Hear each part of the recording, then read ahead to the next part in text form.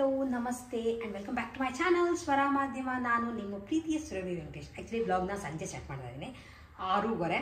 ಇಲ್ಲಿ ನನ್ನ ಫ್ರೆಂಡ್ ಒಬ್ಬರು ಇಲ್ಲಿ ಅಪಾರ್ಟ್ಮೆಂಟಲ್ಲಿ ಮನೆಯನ್ನು ಖಾಲಿ ಮಾಡಿ ಬೇರೆ ಕಡೆ ಹೋಗ್ತಿದ್ದಾರೆ. ಸೊ ಹಾಗಾಗಿ ಅವ್ರಿಗೊಂದು ಸೆಂಡ್ ಆಫ್ ಪಾರ್ಟಿ ಥರ ಕೊಡೋಣ ಅಂತ ಪ್ಲ್ಯಾನ್ ಮಾಡಿಕೊಂಡು ಮನೇಲೇ ಮಾಡೋಣ ಅಂತ ಅಂದ್ಕೊಂಡು, ಯಾಕೆಂದರೆ ಆಚೆ ಹೋಟೆಲಲ್ಲಿ ಹೋಗಿ ತಿನ್ನೋದು ಎಲ್ಲ ಸುಮಾರು ಕಾಮನ್ ಅಲ್ವಾ. ಸೊ ಹಾಗಾಗಿ ಮನೆಯಲ್ಲೇ ಎಲ್ಲ ರೆಡಿ ಮಾಡೋಣ ಅಂತ ಅಂದ್ಕೊಂಡಿದ್ದೀನಿ.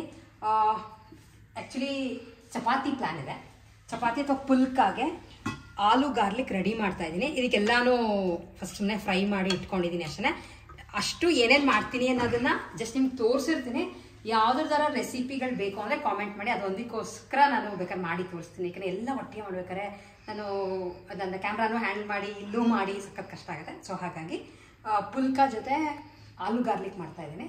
ಆಮೇಲೆ ನಾರ್ಮಲಾಗಿ ಪಲಾವ್, ಮೊಸರನ್ನ, ಆಮೇಲೆ ಇಲ್ಲಿ ಇದನ್ನು ರೆಡಿ ಮಾಡ್ಕೊಂಡಿದ್ದೀನಿ. ಆ್ಯಕ್ಚುಲಿ ಕಾರ್ನ್ ಸೂಪ್ ಮಾಡೋಣ ಅಂತ ಕ್ಯಾರೆಟು ಹುರುಳಿಕಾಯಿ ಸಣ್ಣ ಸಣ್ಣ ಕಟ್ ಮಾಡಿ ಇಟ್ಕೊಂಡಿದ್ದೀನಿ. ಆ್ಯಂಡ್ ಇದು ನಾರ್ಮಲ್ ಸ್ವೀಟ್ ಕಾರ್ನ್ ಅಷ್ಟೇ. ಎಲ್ಲ ರೆಡಿ ಮಾಡ್ಕೊಂಡ್ಬಿಟ್ರೆ ಮಾಡೋದು ಈಸಿ ಅಂತ. ಹಾಗೆ ಕ್ಯಾರೆಟ್ ತುರಿತಾ ಇದ್ದೀನಿ. ಏನಕ್ಕೆ ಅಂತಾರೆ, ಫಸ್ಟು ಸ್ವೀಟ್ ಆ್ಯಕ್ಚುಲಿ ಆಚೆಯಿಂದ ತಂದುಬಿಡೋಣ ಅಂತ ಅಂದ್ಕೊಂಡೆ. ಎಲ್ಲನೂ ಮನೇಲೇ ಮಾಡಬೇಕಾದ್ರೆ ಇದನ್ನು ಮಾಡೋಣ ಅಂತ ಅಂದ್ಕೊಂಡು ಕ್ಯಾರೆಟ್ ಹಲ್ವಾ ಮಾಡ್ತಾಯಿದ್ದೀನಿ.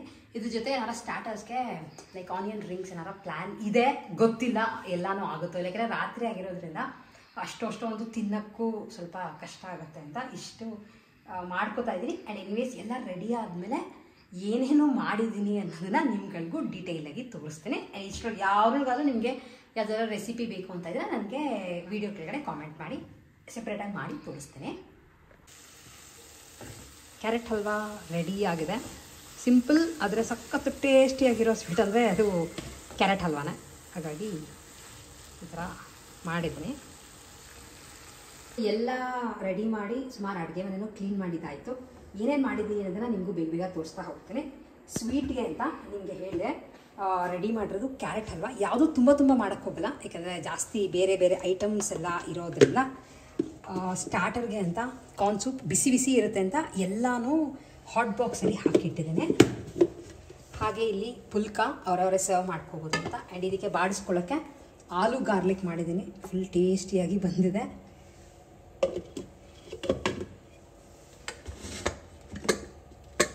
ನೆಕ್ಸ್ಟ್ ರೆಡಿ ಮಾಡಿರೋದು ಪೀಸ್ ಪಲಾವ್. ಹಾಗೆ ಇನ್ನೊಂದು ಟೇಬಲ್ ಮೇಲೆ ಗ್ಲಾಸಸ್ ಅಲ್ಲಿ ಸ್ವೀಟ್ ಹಾಕೋಕ್ಕೆ, ಸೂಪ್ ಹಾಕೋಕ್ಕೆ, ನೀರು ಎಲ್ಲ ರೆಡಿ ಮಾಡಿ ಇಟ್ಟಿದ್ದೀನಿ. ತಿಂಡಿ ಮುಗಿಸ್ಕೊಂಡು ನನ್ನ ಫ್ರೆಂಡ್ ಆ್ಯಕ್ಚುಲಿ ಒಂದು ಪೂಜೆ ಇದೆ ಅಂತ ಇನ್ವೈಟ್ ಮಾಡಿದ್ಲು. ಸೊ ಅಲ್ಲಿಗೆ ಹೋಗೋಣ ಅಂತ ಅಂದ್ಕೊಂಡೆ. ಯೂಶಲಿ ಎಲ್ಲರೂ ಆಚೆ ಹೋಗ್ತೀನಿ ಅಂದಾಗ ನನಗೆ ಸೀರೆಗಳು ಉಟ್ಕೊಳ್ಳೋದು ಅಂದರೆ ಸಾಕಷ್ಟು ಇಷ್ಟ, ನೀವುಗಳು ನೋಡೇ ಇರ್ತೀರ. ಸೊ ಈ ಸೀರೆನ ಉಟ್ಕೊಳ್ಳೋಣ ಅಂತ ಪ್ಲ್ಯಾನ್ ಮಾಡಿದ್ದೀನಿ. ಇದು ಖಾದಿ ಸಿಲ್ಕ್ ಸಾರಿ, ಅಂದರೆ ಪ್ಯೂರ್ ಸಿಲ್ಕ್ನಲ್ಲಿ ತೊಗೊಂಡಿರೋಂಥ ಸೀರೆ. ಇದು ನೀವು ಅಬ್ಸರ್ವ್, ಆ್ಯಂಡ್ ಈ ಕಲರ್ ನನ್ನ ಹತ್ರ ಇರಲಿಲ್ಲ. ಇದ್ರ ಮೇಲೆ ಲೈಟ್ ಚಾಕ್ಲೇಟ್ ಕಲರ್ ಆಗಿರೋದ್ರಿಂದ ಇದ್ರ ಮೇಲೆ ಬುಟ್ಟಗಳು ಕೊಟ್ಟಿದ್ದಾರೆ ಸಿಲ್ವರ್ನಲ್ಲಿ. ನಿಮಗೆ ಕಾಣಿಸ್ತಾ ಇರ್ಬೋದು, ಬಟ್ ಅದು ತುಂಬ ಒಂದು ಆ್ಯಂಗಲಲ್ಲಿ ಬಿಸಿಲು ಬಿದ್ದರೆ ಮಾತ್ರ ಕಾಣಿಸುತ್ತೆ, ಇಲ್ಲದ್ರೆ ಏನೂ ಕಾಣಿಸಲ್ಲ. ಅದಕ್ಕೆ ಬಾರ್ಡರ್ ಇಲ್ಲ, ಬಾರ್ಡರ್ಲೆಸ್ ಸ್ಯಾರಿ. ಇದು ಖಾದಿ ಕಾಟನ್ನು ಸಿಗುತ್ತೆ, ಬಟ್ ಇದು ಖಾದಿ ಸಿಲ್ಕ್. ಇದು ಹೆಂಗೆ ಗೊತ್ತಾಗುತ್ತೆ ಅಂದರೆ, ನೀವು ಇದು ಸೀರೆನ ಮುಂದೆ ನೋಡ್ತಾ ಇದ್ರೆ ಲೈಕ್ ದಾರಗಳು ಎದ್ದಂಗೆ ಕಾಣಿಸುತ್ತೆ, ನಿಮಗೆ ಈಸಿಯಾಗಿ ಗೊತ್ತಾಗ್ತಿರ್ಬೋದು. ಸೊ ಈ ಥರ ಇದೆ ಸೀರೆ. ಇದಕ್ಕೆ ಬಾರ್ಡರ್ ಏನು ಇಲ್ಲದೆ ಇರೋದ್ರಿಂದ ಬ್ಲೌಸ್ನ ಕೂಡ ಅವರು ಕಾಂಟ್ರಾಸ್ಟ್ನಲ್ಲಿ ಕೊಟ್ಟಿಲ್ಲ, ಸೆಲ್ಫ್ನಲ್ಲೇ ಬ್ಲೌಸ್ನ ಮ್ಯಾಚ್ ಮಾಡಿದ್ದಾರೆ. ಸೊ ಈ ಸೀರೆಗೆ ಬೇರೆ ಬಾರ್ಡರ್ ಆಗಲಿ ಕಾಂಟ್ರಾಸ್ಟ್ ಏನೂ ಇಲ್ಲದೆ ಇರೋದ್ರಿಂದ ನಾನು ಈ ಬ್ಲೌಸ್ಗೂ ಏನೂ ಹಾಕ್ಸೋಕ್ಕೆ ಆಗಿಲ್ಲ. ಆ್ಯಂಡ್ ಸಿಲ್ವರ್ ಹಾಕ್ಸ್ಬಿಟ್ರೆ ಸಿಲ್ವರ್ ಅಥವಾ ಗೋಲ್ಡೇ ತುಂಬ ಹೈಲೈಟ್ ಆಗೋಗುತ್ತೆ. ತುಂಬ ಸಿಂಪಲ್ಲಾಗಿ ಆ್ಯಕ್ಚುಲಿ ಬ್ಲೌಸ್ನ ಸ್ಟಿಚ್ ಮಾಡಿಸಿರೋದು. ಪ್ಲೇನ್ ಇದೆ, ಸ್ಲೀವ್ಸ್ ಮಾತ್ರ ಸ್ವಲ್ಪ ಉದ್ದ, ಅಂದರೆ 3/4 ಫುಲ್ ಬರಲ್ಲ, ಇಲ್ಲಿವರೆಗೂ ಬರೋಷ್ಟು ಇಡ್ಸಿದ್ದೀನಿ. ಈ ಥರ ಕಟ್ ಮಾಡಿದೆ ಅಷ್ಟೇ ಸ್ಲೀವ್ಸಿಗೆ ಮಾತ್ರ. ಹಾಗೆ ಸೇಮ್ ಡಿಸೈನೇ ಬೆನ್ಗೂ ಇಡ್ಸಿದ್ದೀನಿ.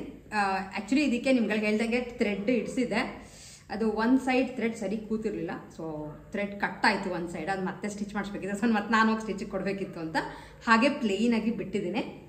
ಹಾಕ್ಕೊಂಡು ನಿಮ್ಗಳಿಗೂ ತೋರಿಸ್ತೀನಿ ಯಾವ ಥರ ಸೀರೆ ಬ್ಲೌಸ್ ಮ್ಯಾಚ್ ಆಗುತ್ತೆ ಅಂತ. ಆಮೇಲೆ ಈ ಥರದಕ್ಕೆ ನೀವು ಆ್ಯಕ್ಚುಲಿ ಬ್ಲೌಸ್ ಸ್ಟಿಚ್ ಮಾಡಿಸ್ಕೋಬೇಕು ಅಂತಲೂ ಏನೂ ಇಲ್ಲ.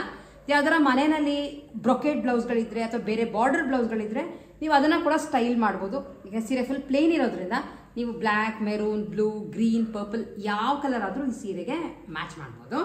ಈ ಸೀರೆ ಈ ಥರ ಪ್ಲೇನ್ ಒಂದೇ colour full top to bottom ಒಂದೇ ಇರೋದ್ರಿಂದ ನೀವು ಆಕ್ಸೆಸರೀಸ್ನಲ್ಲಿ ಮಾತ್ರನೇ ಹೈಲೈಟ್ ಮಾಡೋಕ್ಕೆ ಸಾಧ್ಯ ಇರೋದು. ಯಾವುದೇ ಮತ್ತೆ ನೀವು ಡಾರ್ಕ್ ಕಲರ್ ಯಾವ್ದಾರು ತಗೋದು, ಬಟ್ ನನಗೆ ಫಸ್ಟ್ ತಲೆಗೆ ಬರೋದು ಬ್ಲ್ಯಾಕೇನೆ. ಯಾಕಂದರೆ ಬ್ಲ್ಯಾಕ್ ಏನೋ ಒಂಥರ ಚೆನ್ನಾಗಿರುತ್ತೆ ಕಲರ್ ಅಂತ ಈ ಸರಾನ ಮ್ಯಾಚ್ ಮಾಡೋಣ ಅಂದ್ಕೊಂಡಿದ್ದೆ. ಈ ಸರ ನೀವು ನೋಡಿರ್ತೀರಾ, ಡೀಟೇಲ್ಡ್ ವಿಡಿಯೋನು ಮಾಡಿದೆ. ಸೊ ಹಾಗಾಗಿ ಮತ್ತೇನು ಇದ್ರ ಬಗ್ಗೆ ತೋರ್ಸೋಕ್ಕೆ ಹೋಗಲ್ಲ.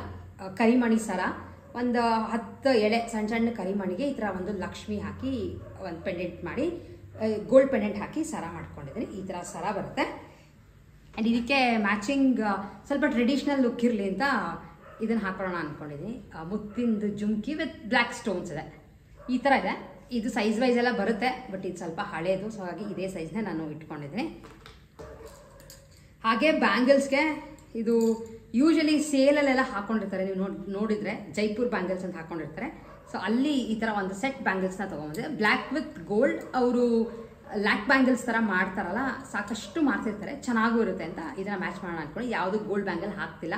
ಇಲ್ಲೇನು ಗೋಲ್ಡ್ ಏನು ಇಲ್ವಲ್ಲ ಅಂಥದ್ದು, ಸರ ಇದಕ್ಕೆ ಮಾತ್ರ ಇರೋದು ಅಷ್ಟೇ. ಸೊ ಈ ಬ್ಯಾಂಗಲ್ನ ಮ್ಯಾಚ್ ಮಾಡ್ತಾ ಇದ್ದೀನಿ. ಎಲ್ಲ ರೆಡಿ ಆದಮೇಲೆ ಡೆಫಿನೆಟ್ಲಿ ನಿಮ್ಗಳಿಗೂ ಯಾವ ಥರ ಕಾಣಿಸುತ್ತೆ ಅನ್ನೋದನ್ನು ತೋರಿಸ್ತೇನೆ. ನಿಮ್ಗಳಿಗೆ ಹೇಳ್ದಂಗೆ ಒಂದು ಫಂಕ್ಷನ್ಗೆ ಹೊರಟಿದ್ದೆ ಅಂತ ಖಾದಿ ಸಿಲ್ಕ್ನಲ್ಲಿ ಇರೋವಂಥ ಒಂದು ಸೀರೆನ ಉಟ್ಕೊಂಡು ರೆಡಿಯಾಗಿ ಬಂದಿದ್ದೇನೆ. ಆ್ಯಂಡ್ ಈ ಸೀರೆ ಆ್ಯಕ್ಚುಲಿ ದೀಪಾವಳಿಗೆ ಹಾಕ್ಕೊಂಡಿದೆ, ಬಟ್ ತುಂಬ ಡೀಟೇಲಾಗಿ ನಿಮಗೆ ತೋರ್ಸೋಕ್ಕೆ ಆಗಿರಲಿಲ್ಲ.